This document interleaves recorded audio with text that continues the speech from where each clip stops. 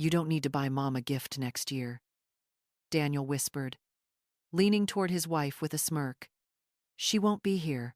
The words were meant to be quiet, meant to be hidden beneath the clinking of silverware and the rustle of napkins. But I heard them.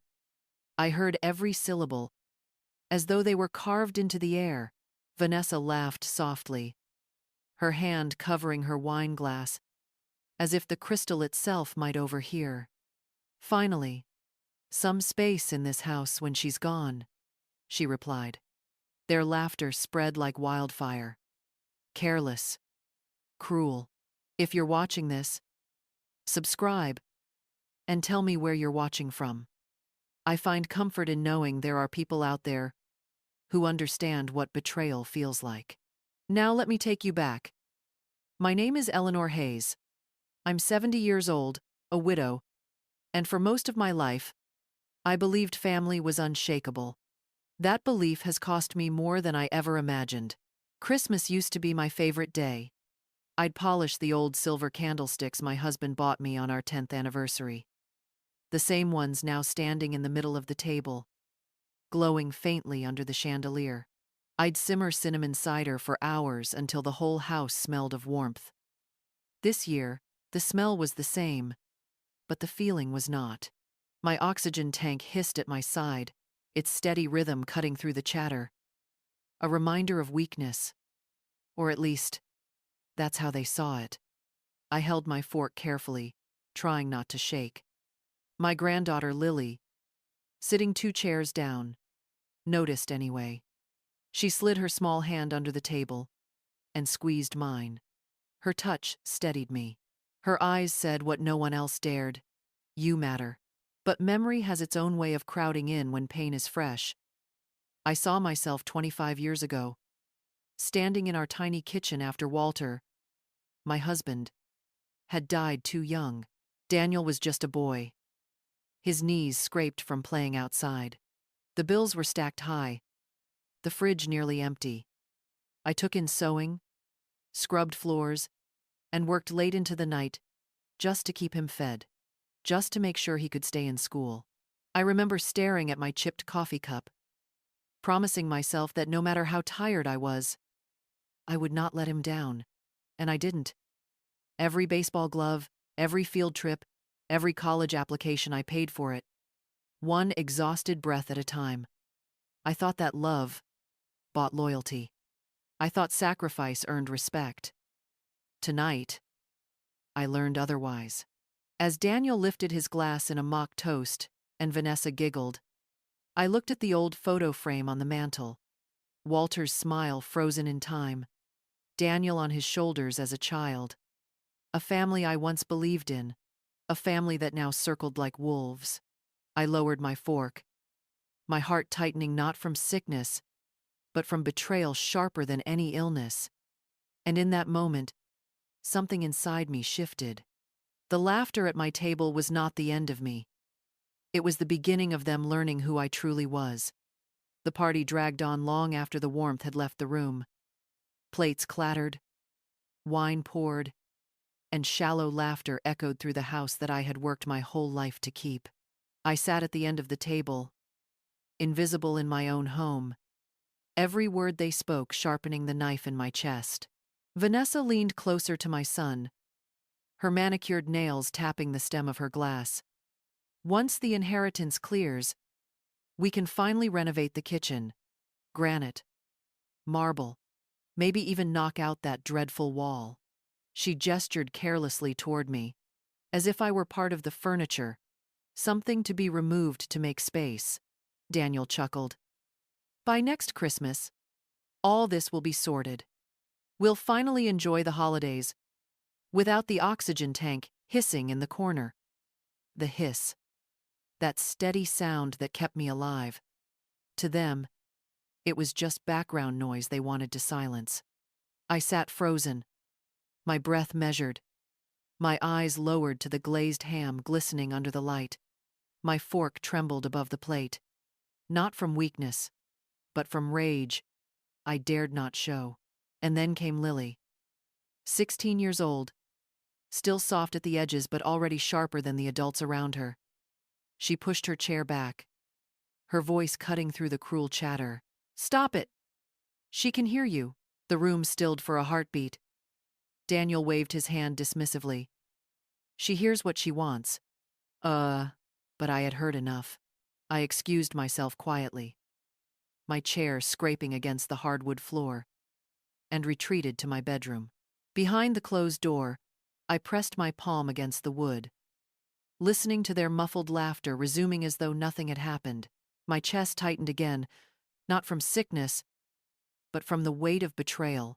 I sat on the edge of the bed, the oxygen tank humming beside me. For a long time, I stared at the old suitcase leaning in the corner, a relic from my early years with Walter. The leather was cracked, the brass lock tarnished. How many times had I packed that case with Daniel's clothes for summer camp? How many times had I carried it when moving us from one rented apartment to another after Walter's death? That suitcase had been a symbol of survival. Tonight, it felt like a prophecy. I thought of the years spent working late nights, patching Daniel's jeans, skipping meals so he could have seconds, and telling myself love would be enough. Yet here I was, reduced to a burden they measured in square footage and bank accounts. The tears didn't come. Not that night. Instead, a strange calm settled over me, a clarity I hadn't felt in years. They believed I was weak, fading, already gone, but I was not gone. Not yet. Lily knocked gently and slipped into the room, her eyes bright with unshed tears. She sat beside me and whispered, "Grandma, don't let them do this to you. You're stronger than they think." I squeezed her hand, the only hand at that table that still remembered love, and in that quiet moment, I made a silent promise. They would regret ever underestimating me.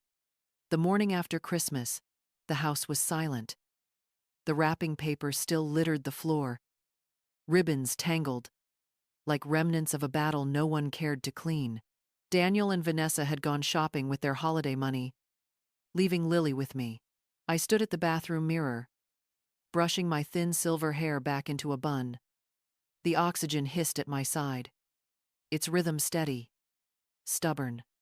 My reflection looked older than I remembered, lined face, weary eyes, but somewhere deep inside, I caught a flicker of steel. Walter's voice returned to me, a memory from decades ago. He had once taken my hand in our kitchen after a long day, when the bills were stacked high and the cupboards nearly bare. "Eleanor, promise me this. Never let them treat you like you're less than the woman who built their lives." I had promised. And somewhere along the way, I had forgotten. That week, I had a doctor's appointment. Daniel was supposed to drive me, but Vanessa claimed they had plans. So I took a cab, clutching my old handbag with its frayed strap, the oxygen tank rattling against the seat. The waiting room smelled faintly of antiseptic and dust.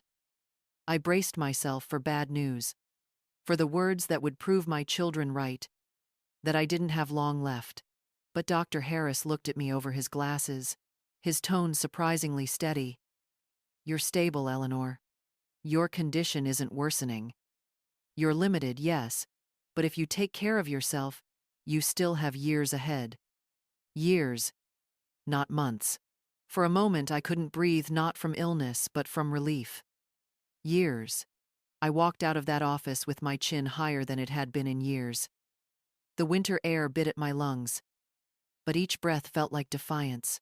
Daniel's cruel whisper at Christmas, "She won't be here next year," echoed in my mind, but this time, I smiled. That evening, I sat at my writing desk with a notepad on my lap. The oxygen tank hummed beside me, but I hardly noticed. I wrote down names. I wrote down sacrifices. Every tuition payment, every meal stretched from pennies, every winter coat patched and mended. Then, I wrote down their words. "She won't last till Christmas. Finally, some room in the house when she's gone. At least the inheritance will clear." Each line felt like a nail in the coffin of my patience. By the time I put my pen down, my decision was clear. This wasn't revenge. Not exactly. It was justice. Balance. If they thought I was already gone, then I would act as though I were. I would tie up the loose ends of my life, but not in their favor. In truth's favor. The suitcase in the corner caught the light of the lamp. Its brass lock gleamed faintly, and for the first time in years, I didn't see it as a burden of the past. I saw it as a weapon for the future. The following morning, the sky hung low and gray, the kind of winter light that makes everything look faded. I wrapped my wool coat tight around me, adjusted the strap of the oxygen tank at my side, and slid into the back seat of a cab. My destination wasn't the grocery store or the pharmacy.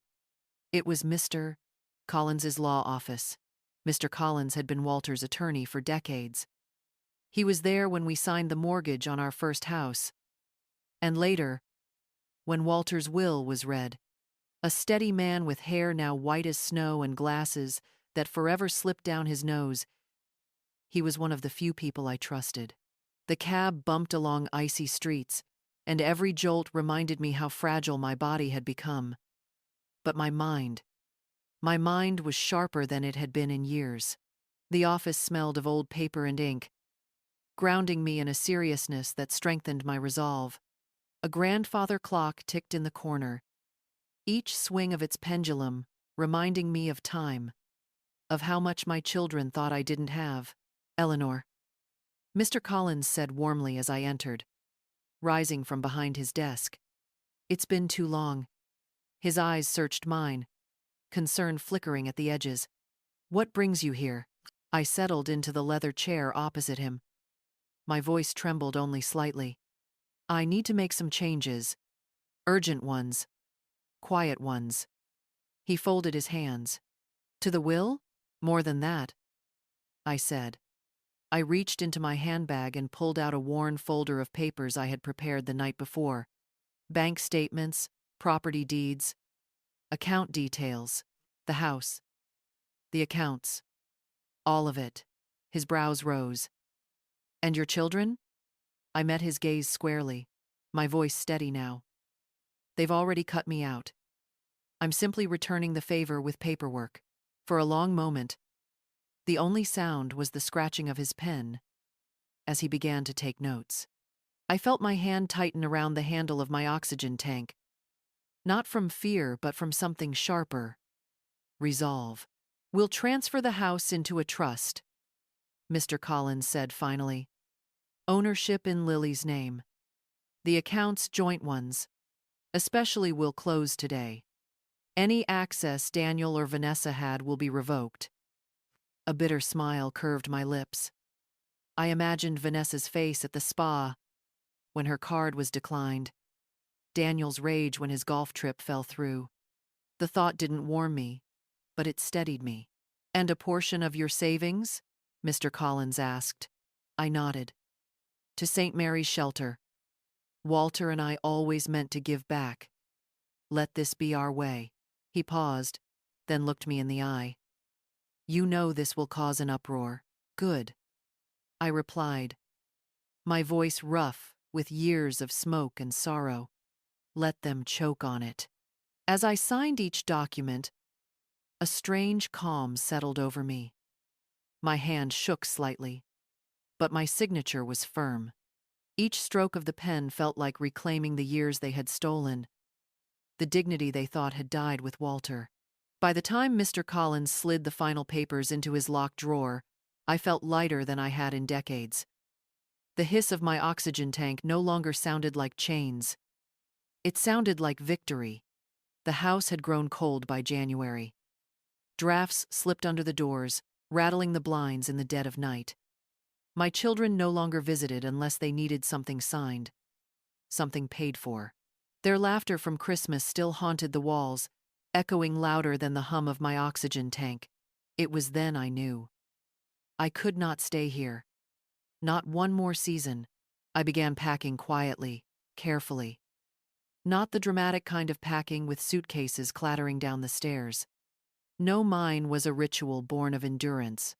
a sweater folded here, a photo album slipped into the case there, Walter's old watch wrapped in a scarf. Each night, I added one or two things, always when I was certain Daniel and Vanessa were too busy to drop by.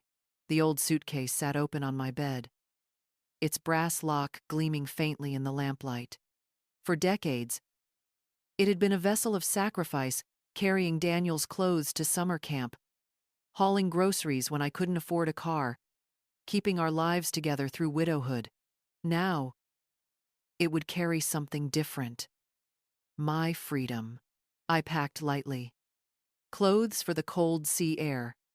The family photo from when Daniel was 10 the last year. He had looked at me with love, instead of calculation. Lily's drawings, folded with care. I did not pack the pearls Vanessa always coveted, nor the furniture Daniel had already measured for resale. They could keep the house and its shadows.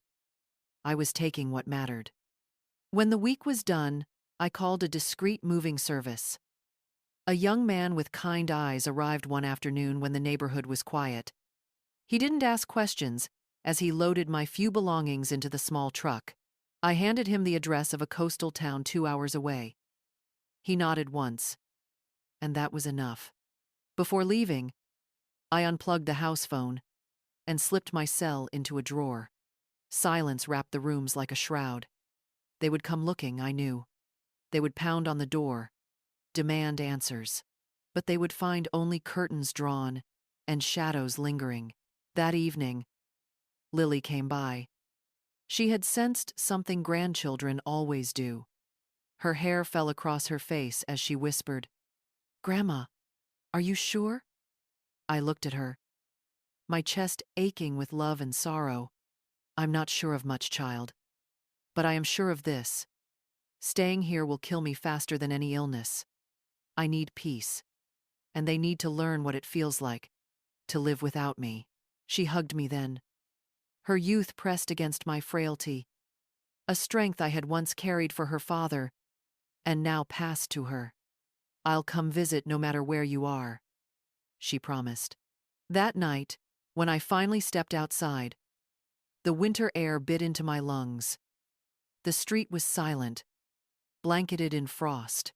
I looked back once at the house at the kitchen where I had stretched pennies into meals, at the hall where Daniel's school photos still hung, and then I turned away. With each mile toward the coast, I felt years shedding from me like old skin.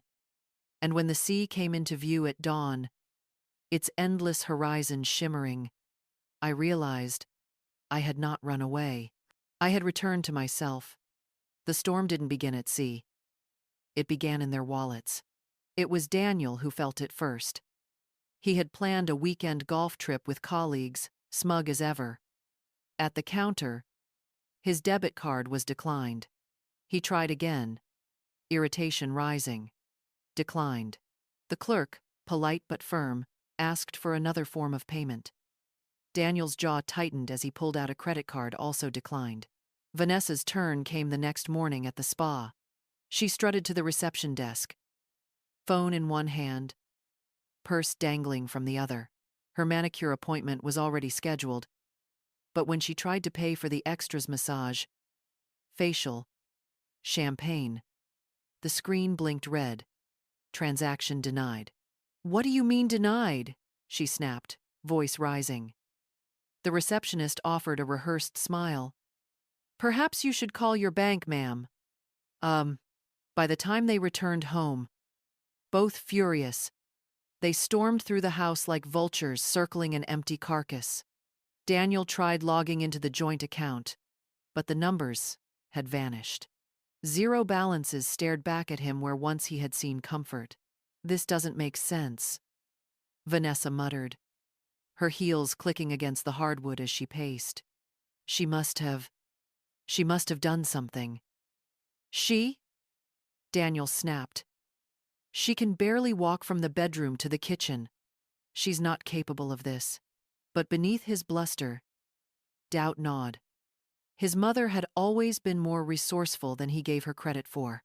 That evening, they drove to the house. The curtains were drawn, The lights off. The silence suffocating.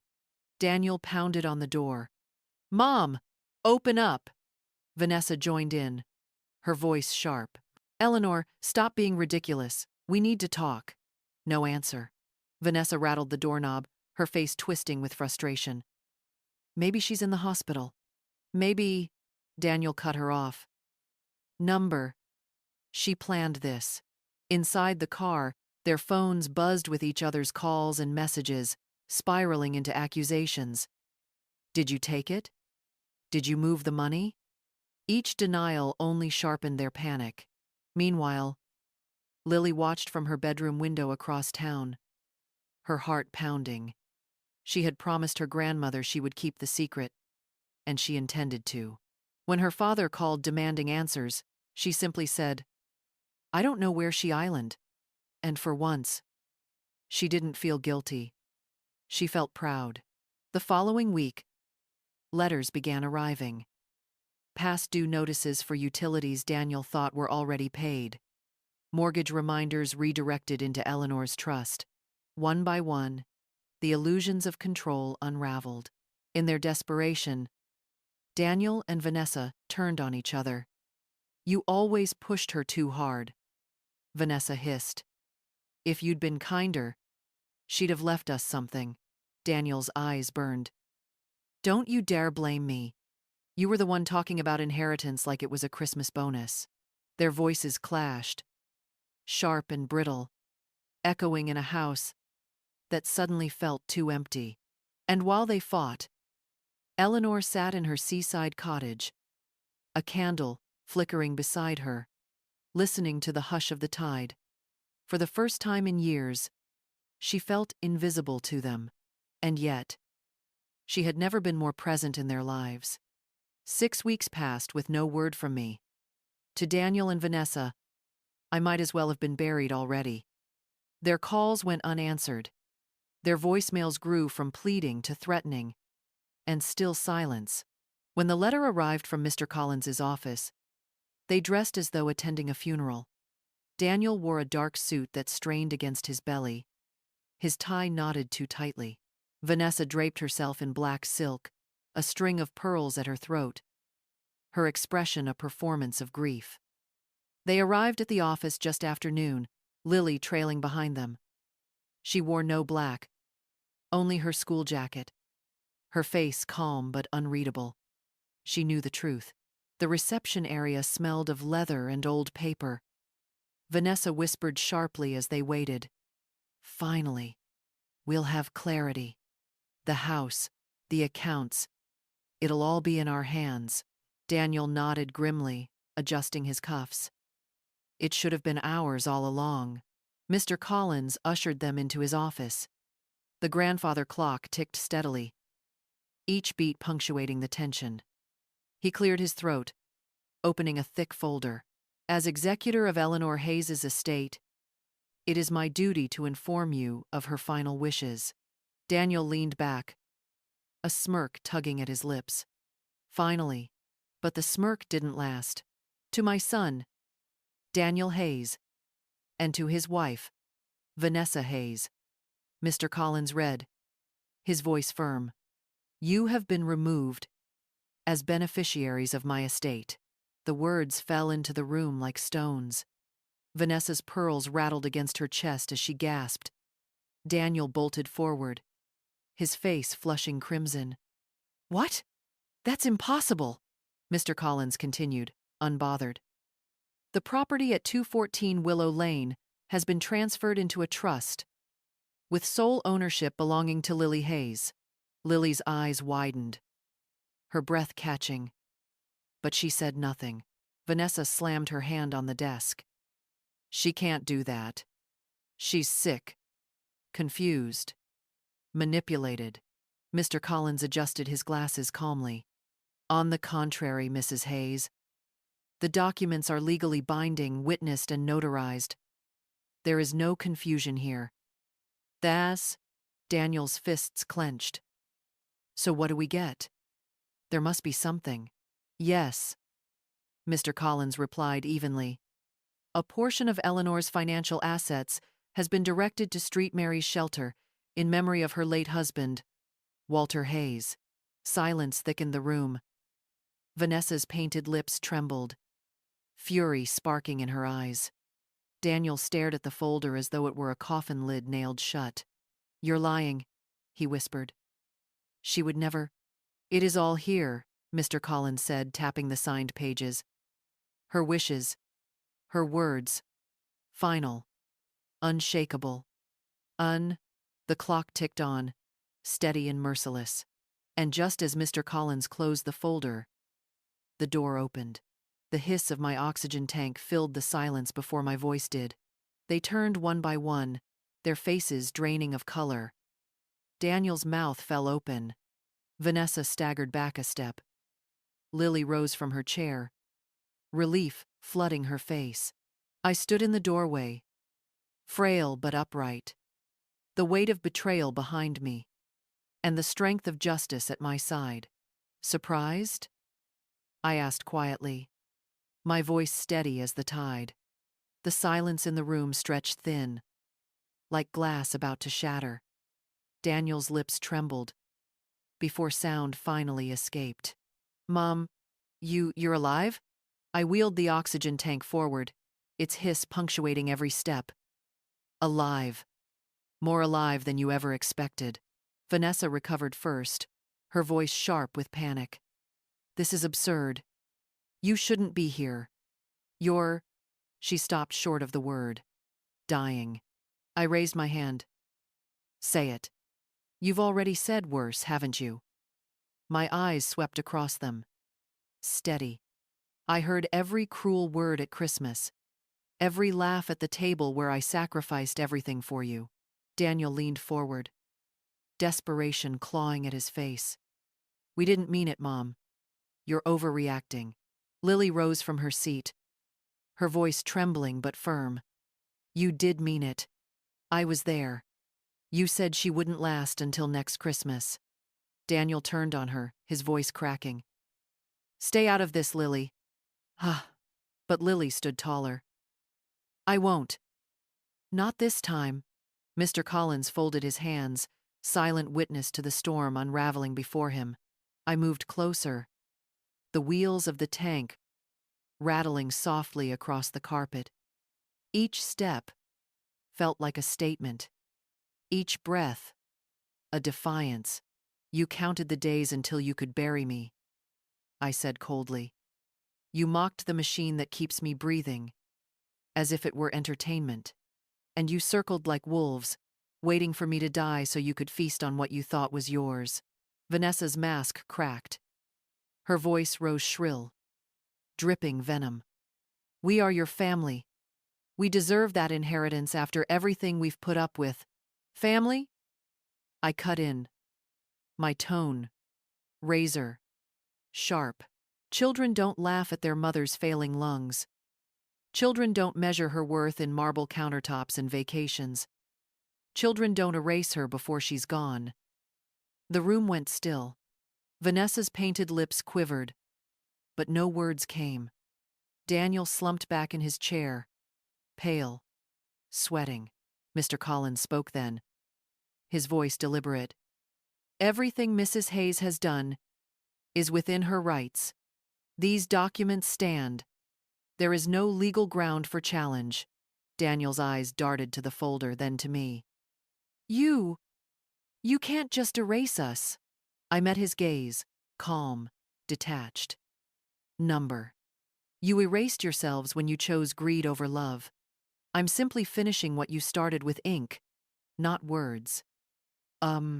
Beside me, Lily slipped her hand into mine. Her grip was small, but steady, her eyes burning with quiet pride. For the first time in years, I felt the weight of my life's work resting not on ingratitude, but on hope. I looked back at my son and his wife, their faces twisted with disbelief.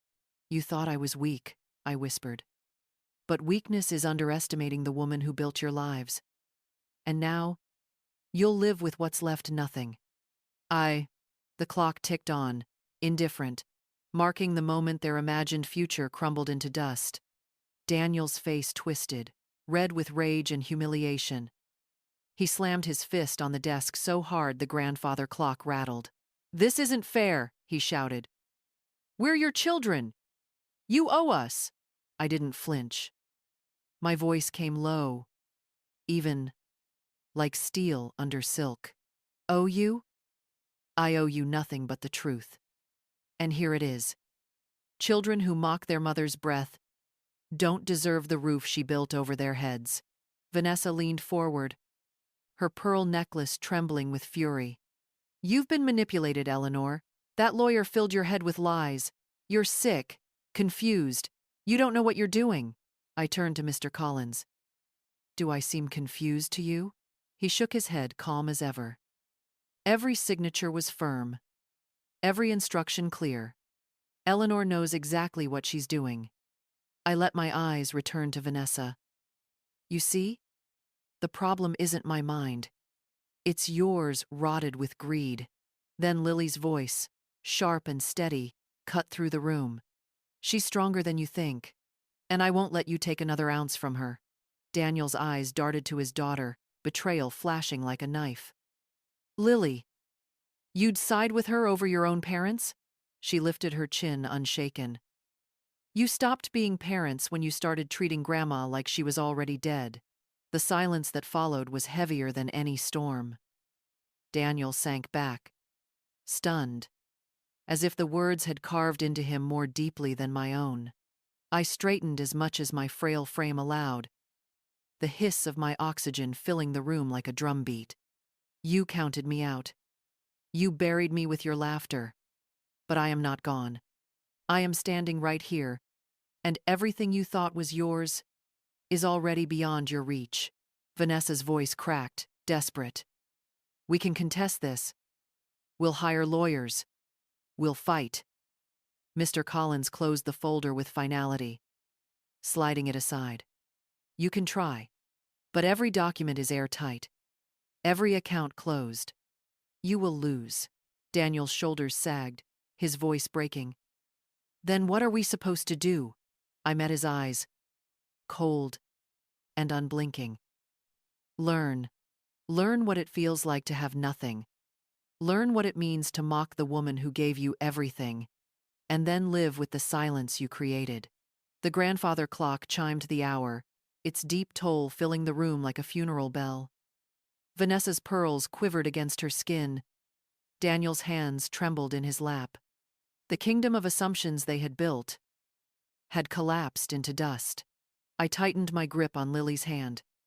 She leaned into me, her presence small but steady, unyielding. "You may have been my children once," I said at last, my voice a blade wrapped in calm. "But you chose greed over blood. From this day forward, you are strangers to me." The hiss of the oxygen tank filled the silence, steady as the tide. Each breath was no longer weakness. It was victory. I turned toward the door, Lily at my side. Behind us, the clock ticked on, indifferent, as though it were closing the chapter for me. And with one last glance at their broken faces, I whispered the truth that would outlive us all. "I may breathe with a machine, but I live on my own terms.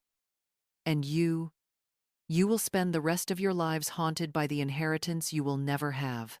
Then I left, the door closing with a quiet finality. The sound was softer than rage, colder than forgiveness. It was justice. So that's the truth of how betrayal almost destroyed everything, until silence and strength turned the story around. But there's one thing I didn't tell you at the start. What if the betrayal wasn't just about money, but about love, power, and a secret no one expected? Click on this video here if you want to hear the next story of family betrayal and revenge. I'll see you in the next one. Click on this video. Here of 2-5.